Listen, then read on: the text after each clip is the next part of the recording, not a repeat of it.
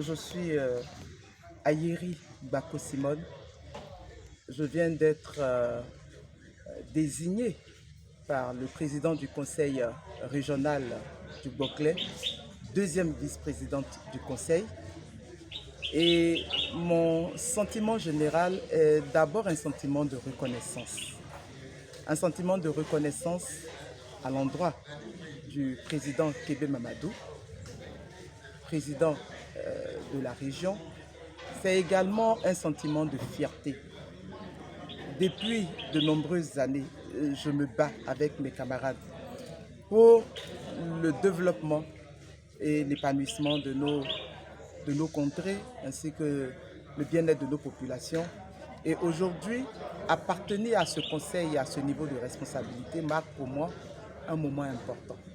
Un moment important parce que nous adhérons à un instrument de développement qui nous permettra de réaliser, autant que faire se peut, le bien-être des populations, comme je l'ai dit tantôt.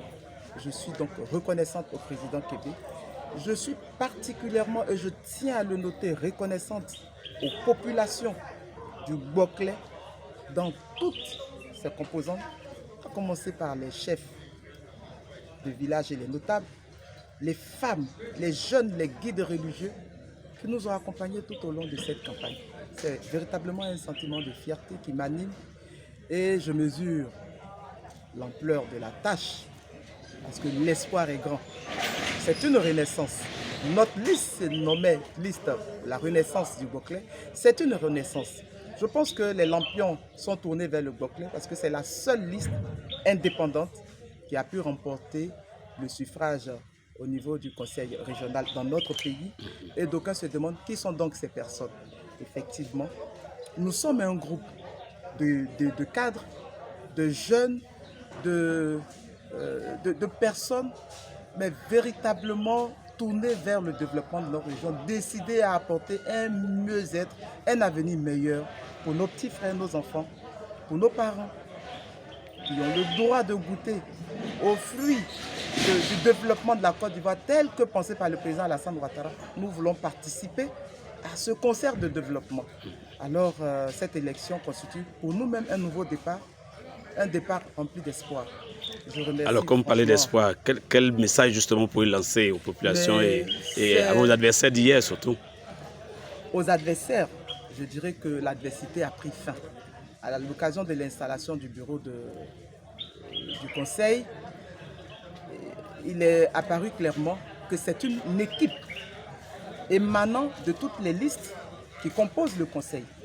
Et cette équipe-là a le devoir de réaliser ce pourquoi les uns et les autres voulaient cette place. Notre équipe particulièrement a défini 13 points essentiels, mais je pense qu'à ce moment précis, il est important pour nous de faire bien comprendre aux populations que l'espoir s'est matérialisé. Le premier niveau, c'est d'abord l'installation du bureau. Ensuite, la réalisation de ce que nous avons annoncé, nous avons besoin d'être accompagnés par cette population. Il faut qu'elle croie jusqu'au bout dans le rêve que nous avons ensemble entrepris. Lorsque nous étions en campagne, la campagne, contrairement à ce qu'on peut imaginer, s'est globalement bien passée. C'était même une campagne civilisée, une campagne bien menée avec beaucoup d'entrain. Et les populations, je vous assure, comprennent de plus en plus les enjeux électoraux.